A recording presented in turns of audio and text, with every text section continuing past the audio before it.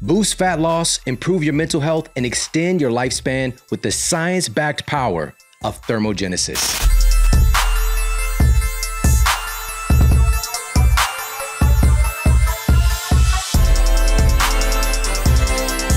Today, you're going to discover how to utilize a specific change in temperature to radically improve your metabolic health. Specifically, it's the occasional exposure to cold temperatures in a very specific way and a very specific amount of time that will deliver you some remarkable benefits. First, we're going to take a look at the impact that thermogenesis has on the systems and cellular structures responsible for burning fat.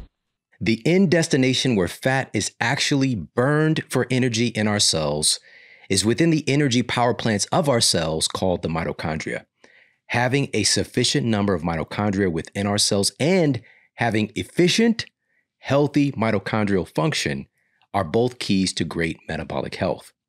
Now, more and more science is pouring in affirming that one of the most mitochondria-rich tissues in our body is known as brown adipose tissue, aka brown fat.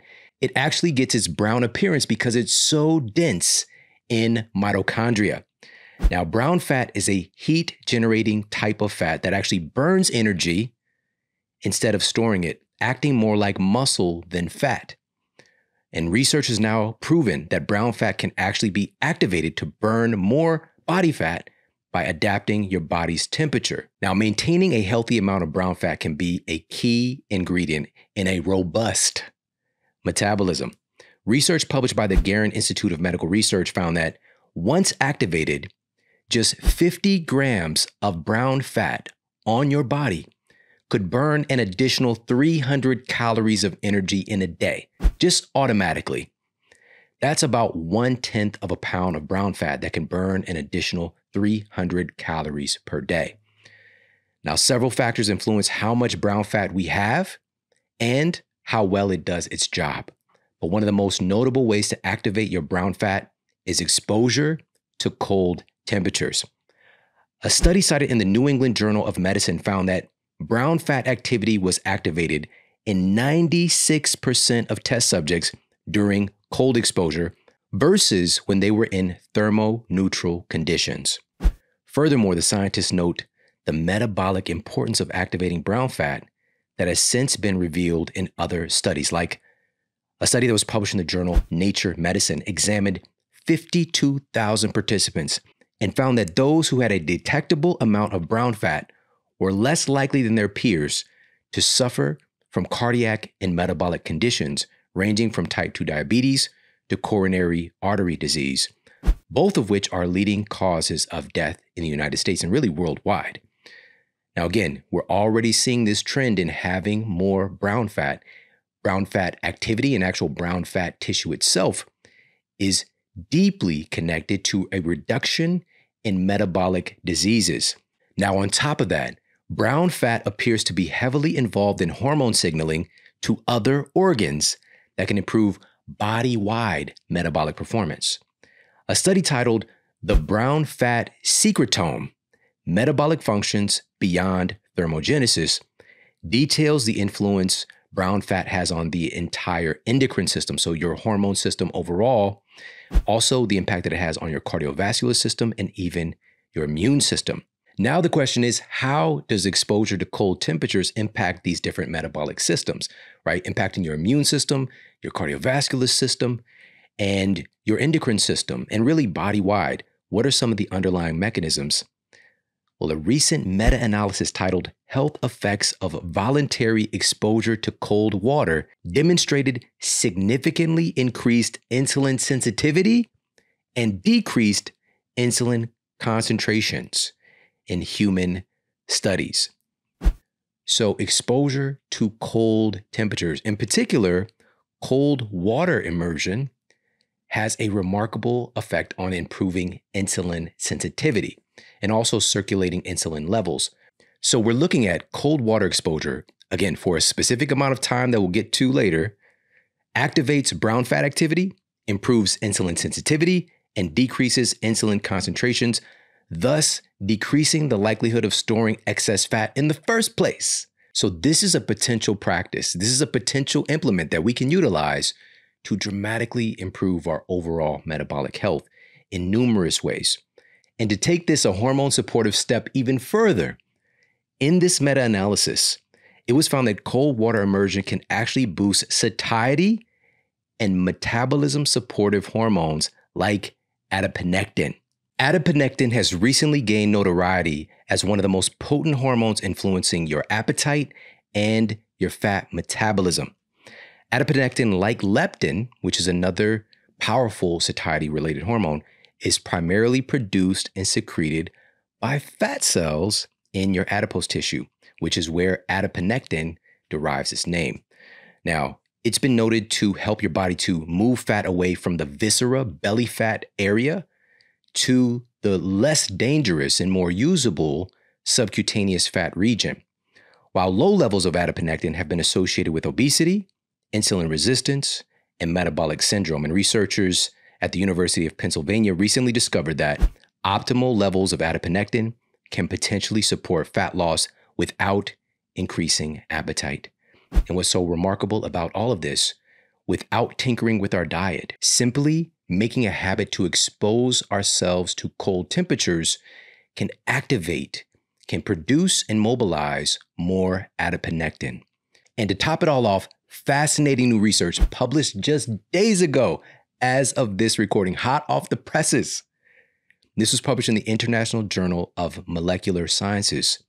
It's showing that cold water immersion can boost mitochondrial biogenesis. This is the creation of new mitochondria, these energy power plants of our cells, and protect muscle tissue even in old age.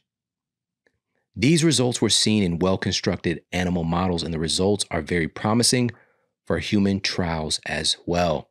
So many benefits are being studied right now. There are literally trials going on every day, new studies getting published just about every week, looking at the remarkable impact of cold exposure on human health. And this is something that humans have been doing forever.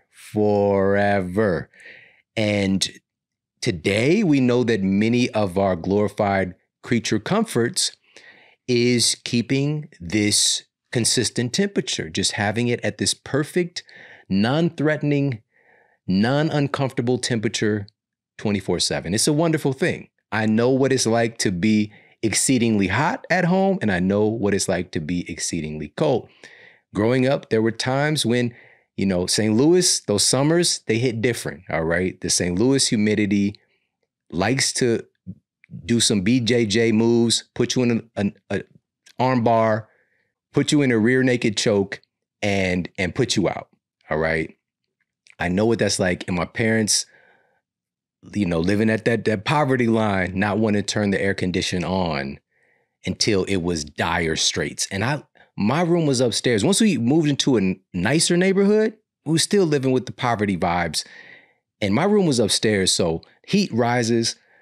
It was the worst sleep of my life, for sure. All right, I try to spray myself down with some water, put the fan in the window the right way, just, sleep bucket naked with just a sheet, just in case my little brother came in, had the little toga vibe going. And it was not fun. I would gladly put that AC on. And the same thing holds true many times when we didn't pay the gas and it was exceedingly cold in the house as well, and you just got to bundle up, got to walk around the house with a coat on. And so we've really come to value our ability to change our temperature. And it is, of course, a total blessing. It is an amazing gift and innovation from the human spirit to be able to modulate this. But the question is this taking away something that our genes expect and value and help to function as an epigenetic controller of all types of health benefits that we've effectively just put to the side, like we've just lost and forgotten about? And again, is this another component of why we are so radically unhealthy in our modern time? Again, we've got all of these apparent innovations, and yet we're sicker and more dysfunctional than we've ever been as a species. And I'm telling you now that this science around thermogenesis, around thermal regulation is going to be one of those things that you hear consistently again and again. I've been talking about this for over a decade. All right. You go back and check my track record, previous episodes of the show, but just looking at some of the longest lived cultures and seeing how there is this kind of proactive exposure to nature. And that comes coupled with changes in temperature and our bodies thriving and our body's desire to heat or cool itself to adapt and to elicit all these amazing metabolic changes.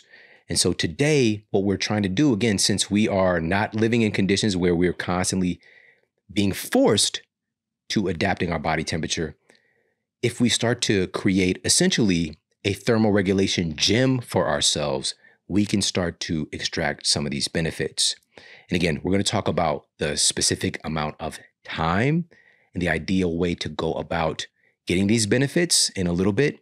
But I want you to keep in mind, by the way, that in addition to cold temperatures, being able to directly activate our brown adipose tissue, there is one thing dietarily that has been found to have the most remarkable effects.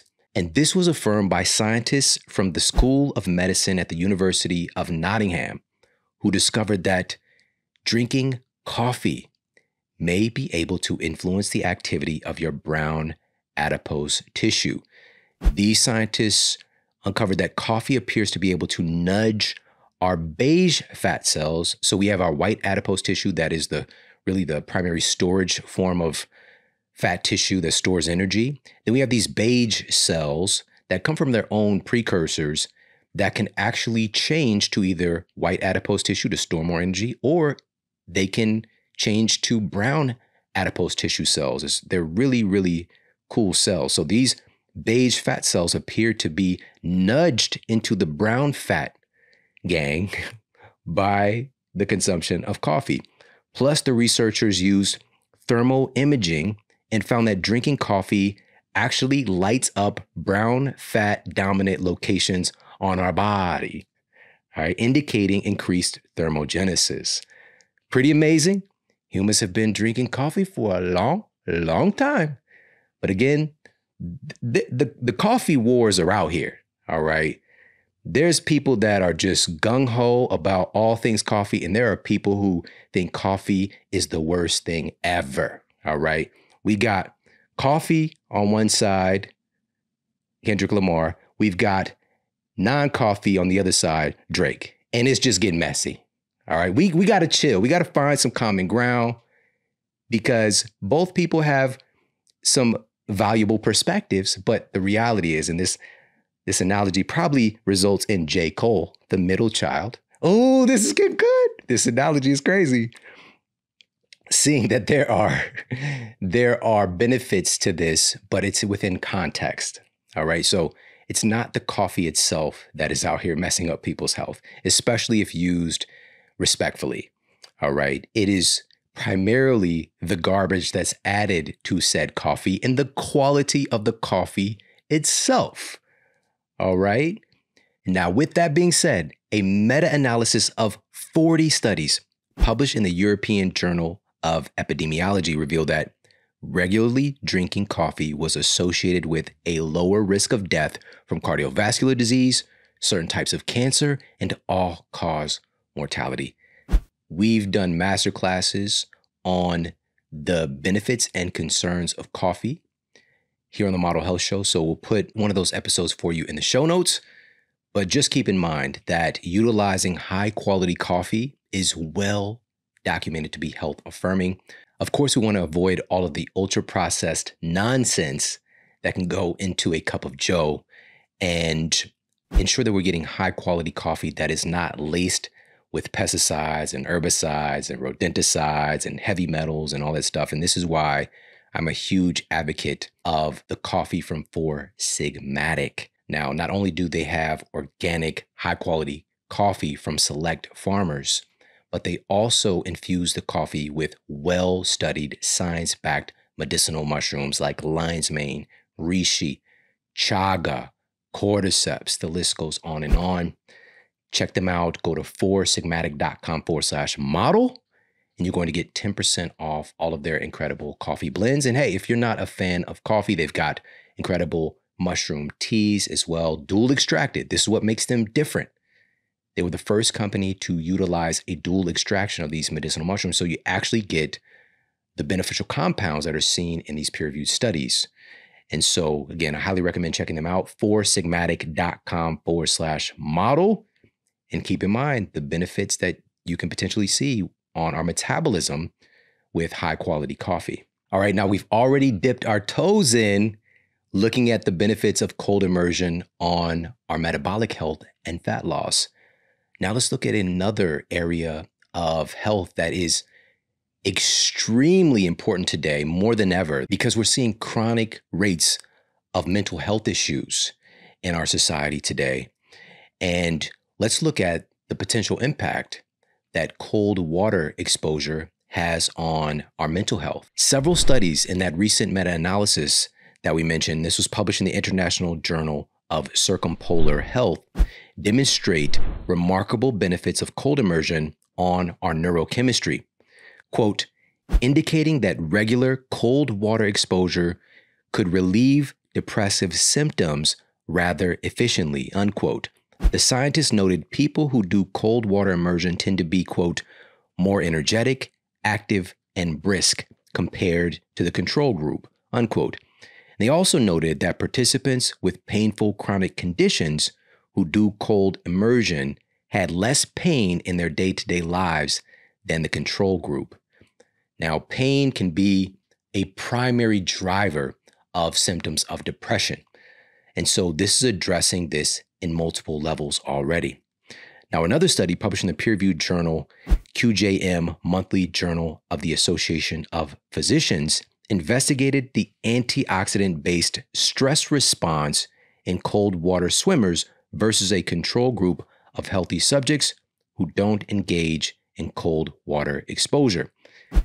They were looking to see, because one of the hallmarks of mental health challenges, ranging from depression, anxiety, bipolar disorder, the list goes on, there's an underlying component of stress and some form of dysfunction or deficiency in overall stress resilience. So they were looking at how to potentially improve stress resilience. Now, their definition of adaptation in the study is, quote, adaptation to oxidative stress is an improved ability to resist the damaging effects of reactive oxygen species resulting from pre-exposure to a lower dose, so a lower dose stress, unquote. Now, after obtaining blood samples from the winter swimmers and examining their antioxidative defense systems, they determined the swimmers developed, quote, an adaptive response to repeated oxidative stress and postulate it as a new basic molecular mechanism of increased tolerance to environmental stress, unquote. This process, as the researchers indicate, increases our tolerance for stress in the external world. Outside of that cold exposure, having that practice, this hormetic stressor, makes us more resilient to stressors in our day-to-day lives. According to the latest data, it makes us more resilient. Now, one of the foremost experts in the world running studies on cold immersion is Dr. Susanna Søberg, and she received her PhD in metabolism, specializing, by the way, in brown fat from the University of Copenhagen in Denmark. And she actually shared with me here on the Model Health Show how cold immersion increases stress resilience. Let's hear what she has to say. So definitely opening the window for how much stress that we can handle is something that the cold can do. And as you just said, well, I mean, the stress component that we have from our modern lifestyle is something that we need to address in a new way, I think, because what we have today is drip-wise stress throughout the day, and we don't really have a really good way of dealing with it. Exercise is a really good thing to do. It's good to expose yourself to what is called hormetic stress. So it's healthy stress. So short-term stress, which will build your cells stronger. And if you don't overdo it, you won't exhaust them. So it's really important to also, that's a message I really want to get out, that stress is not only bad, it's really also something really good if you do it correctly. So the short-term physical stress, so not mental stress. Because mental stress is exactly what we have all day long in this modern society where we are stressed all the time with computers, emails, or phone calls, and we're getting interrupted all the time. So we don't really have the time to relax and just to process actually what is happening in our lives. So the stress is definitely there, but the cold can both reset your thoughts and your stress immediately as you submerge into cold water, but it can also have stress relief on a long term. So by increasing your stress resilience. So opening that window. Yeah. But you can say, as you just asked me about my research, so the physiological, you can say, reason or cause behind all this is inflammation. So if you can decrease your stress level mentally and physically, you will lower your inflammation. Inflammation is the root cause of many modern lifestyle diseases. So if we can decrease that, and also neurological diseases such as depression, anxiety, Alzheimer's disease have all been associated with increased inflammation and stress. So that's why I wanted to do this kind of like basic research. So I wanted to go back and look at like, how can we stay healthy? How can we lower inflammation and stress in body and mind? And I kind of like in my search for that came back to nature. It sounds romantic, but it's not like that. It's really from a scientific point of view, how can we use natural stressors? So this is like, again, healthy stressors to get rid of the inflammation in the body. So we need to get through the body to get to the mind, right? So if we can lower that inflammation in the body, we will lower the stress in your body and your brain, and you will lower you have a lower stress level in your life. And that's going to decrease your blood pressure, heart rate, basic heart rate, and it's going to increase your insulin sensitivity, which is actually some of the findings from my research also, what are the things that I just mentioned. So, yeah. This is blowing my mind right now, especially with this inflammation component, because you just said it's behind so many of our chronic ailments, but we tend to think about it superficially. Like if something is like inflamed, maybe it's an injury or something like that. Yeah, some cold maybe can help to suppress some inflammation, but we're talking about chronic inflammation as well. And of course, it can help with acute inflammation, but just that low-grade fire, and you mentioned it's like a dripping action with stress in our world today. Basically, we're like waterboarding ourselves with stress over time and helping to reduce inflammation through this practice and opening the door for improvements in, obviously obesity is a huge issue today, in particular here in the United States. About 70% of our citizens are overweight or obese at this point. And there's a huge inflammatory aspect of obesity now that's finally being talked about. And this can help to modulate that inflammatory response. But also, you just mentioned improving insulin sensitivity. Yeah. Let's talk more about that. Yeah, so you can say that is what's needed. If we can lower the inflammation, you need to increase your insulin sensitivity. And you could do that by moving your muscles. So, of course, exercise has already been shown to modulate your inflammation in your body and also increase insulin sensitivity. But you can also activate your brown fat, which is part of your metabolism. So, increasing your insulin sensitivity will make your cells in your body more sensitive to insulin, of course, and then you will get faster rid of the glucose that is floating around in your bloodstream. So if you can do that faster, your body can do that faster, you will decrease your risk of diabetes, type 2 diabetes, which is a huge problem, and it's a growing problem. And with that, also mental diseases such as depression is associated with, or obesity is associated with also having a higher risk for depression. So it all comes down to the inflammation part of it. Yeah. So if you increase your insulin sensitivity by activating your brown fat and also your muscles exercise is excellent. So it's just, just part of your, you can say your regime for lowering your stress and lowering your inflammation. So if people want to today to do something good for themselves, they should think about lowering the inflammation in the body, because if they do that, then they will prevent a lot of diseases, which is increasing today. Now, as mentioned, Dr. Søberg has conducted and reviewed a wide variety of studies on cold immersion.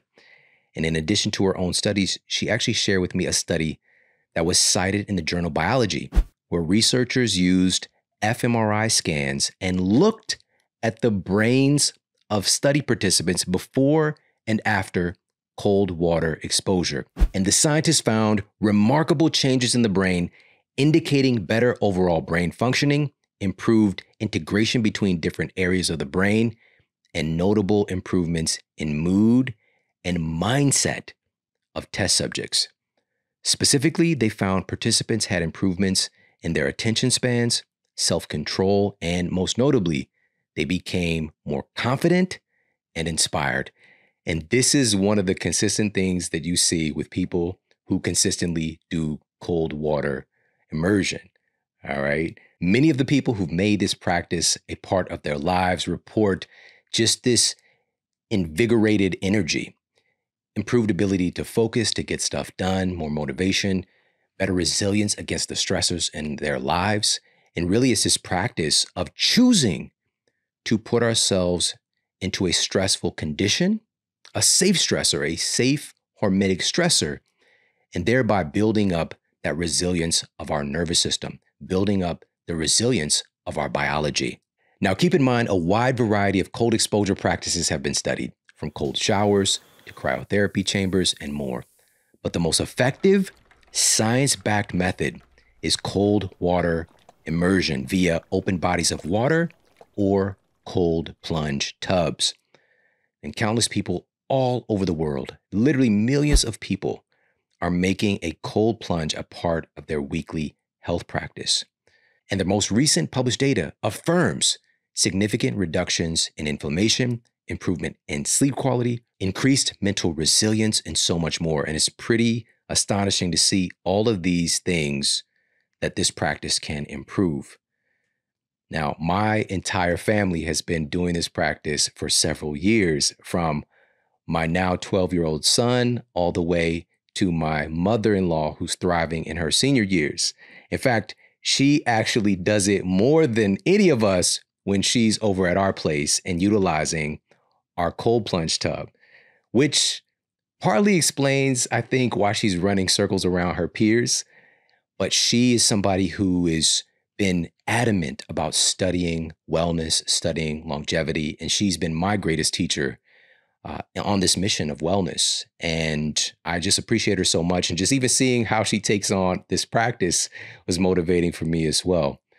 And now the only challenge for us has been having a place to actually cold plunge that doesn't require us to consistently find bags of ice and to constantly clean and constantly setting up the space to do it. But all of that changed when we found out about the incredible tub from Plunge. This incredible tub is always ready to use and has some incredible features.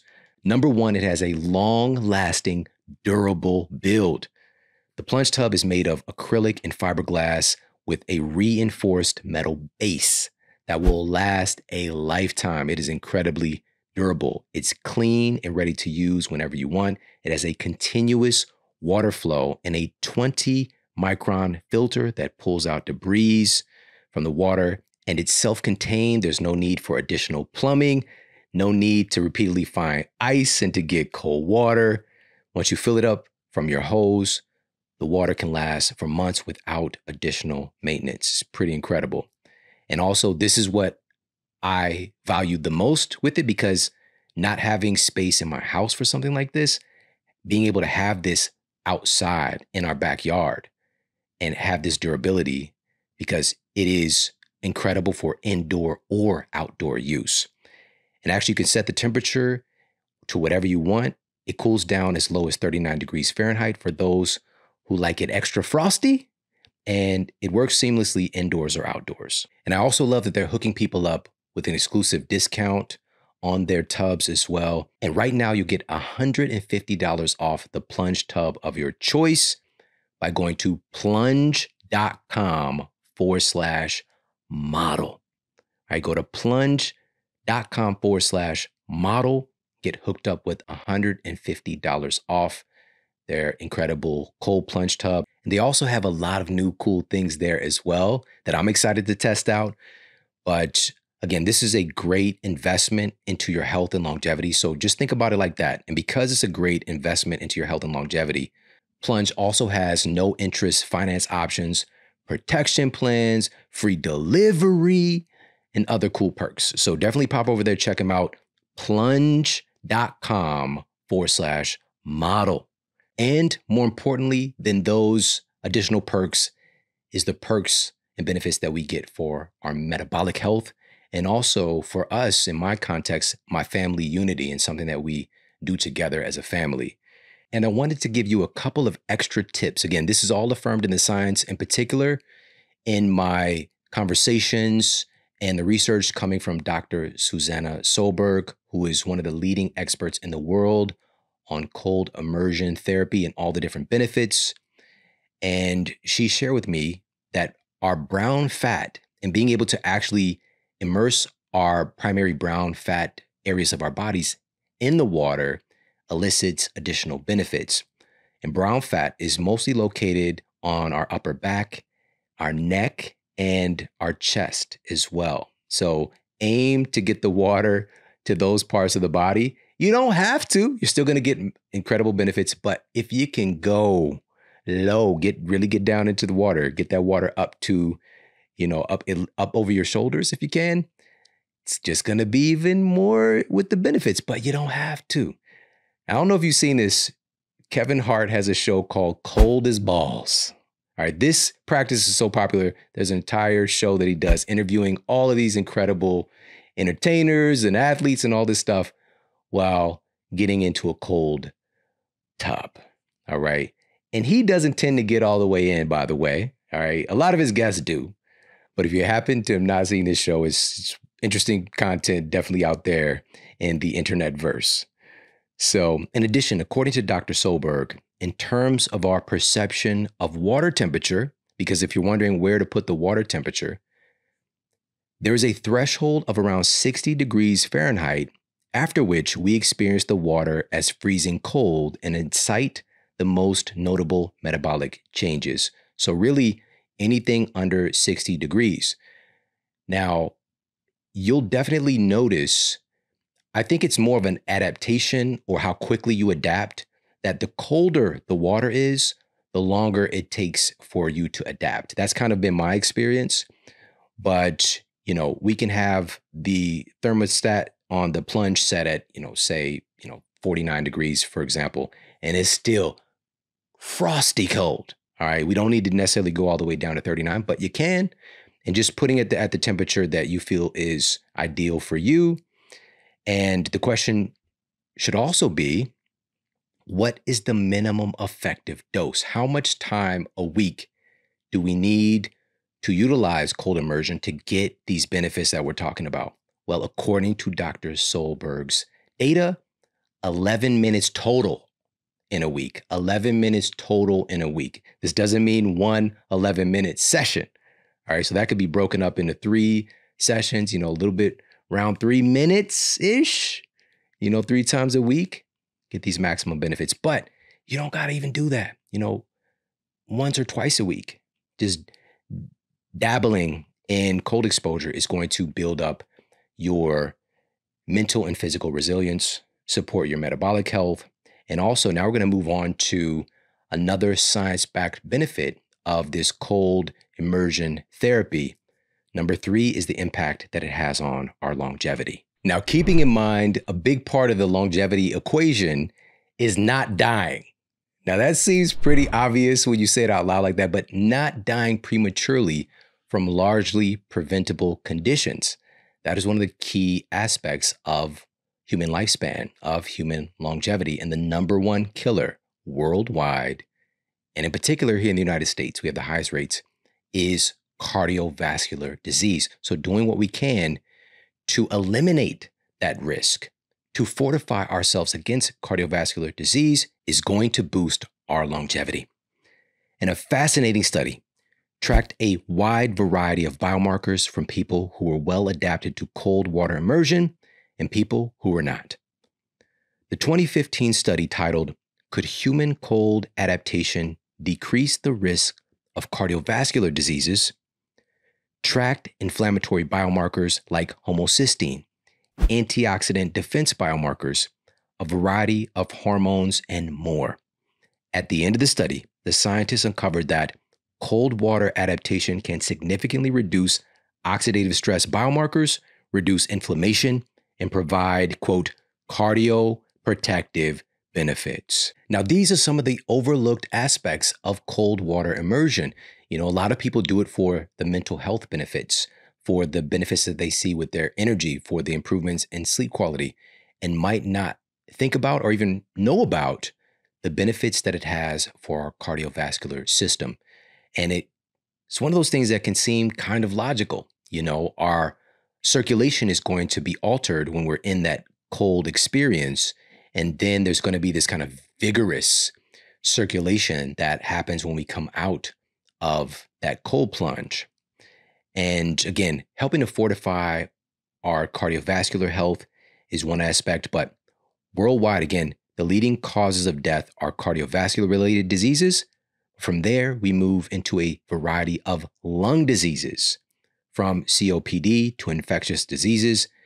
And all of these major lung-related conditions are dictated by the function of the immune system.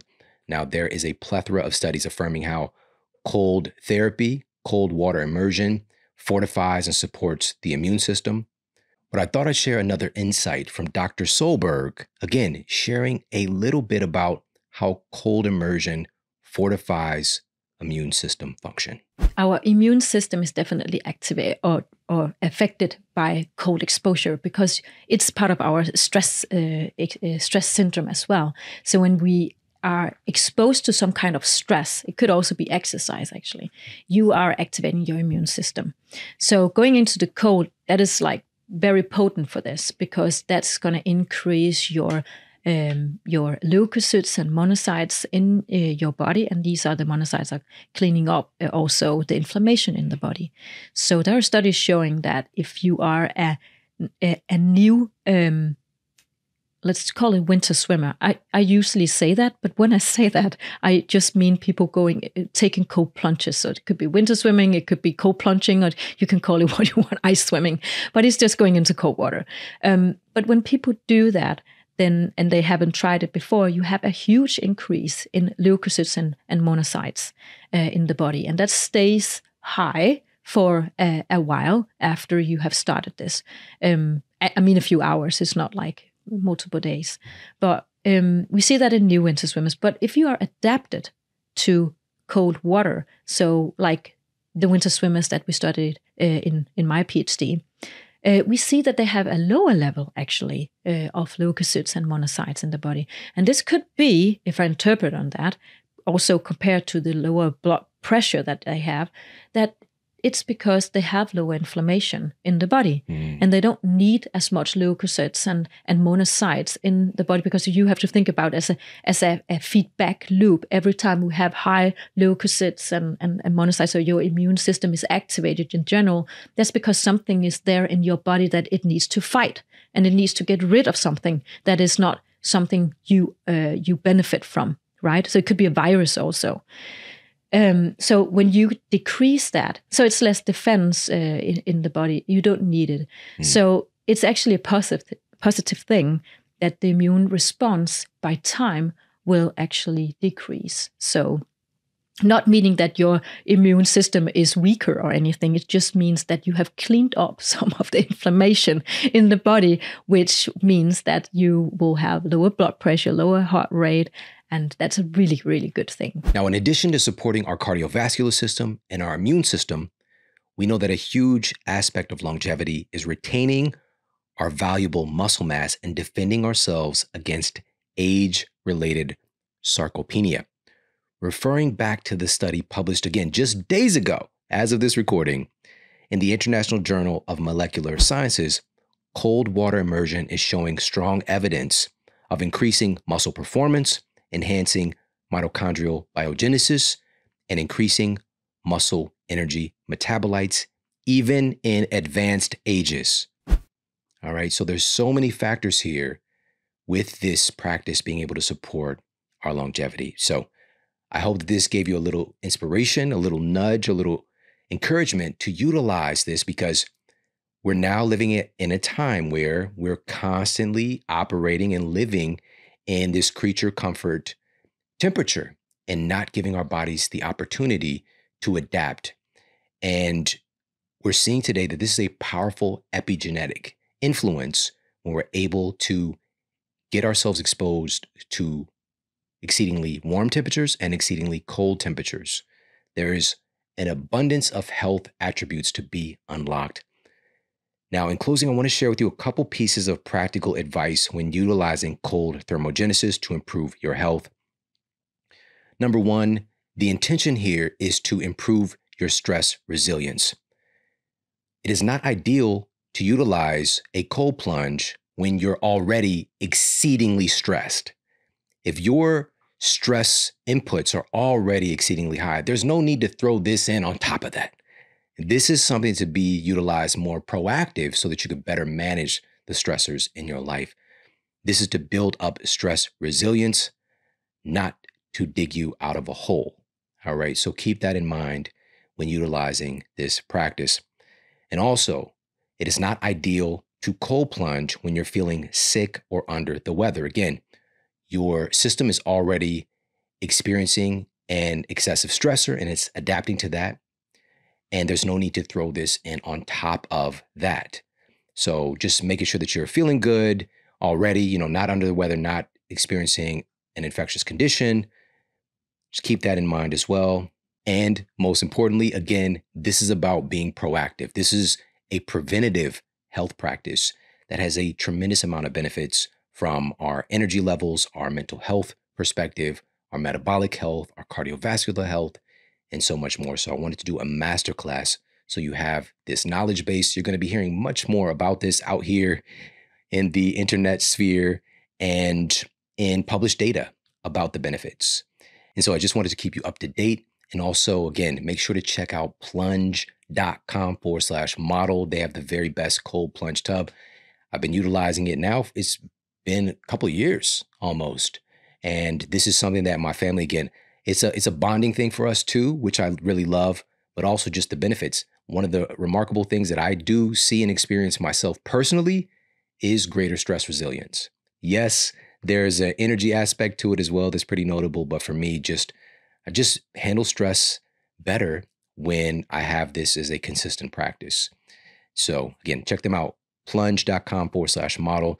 And listen, we've got some epic masterclasses and world-class guests coming your way very, very soon. So make sure to stay tuned. Hey, if you like this video, make sure to check out this video right here. The best and most potent way that you can activate the brown fat is by cold. It has everything to do with keeping you warm.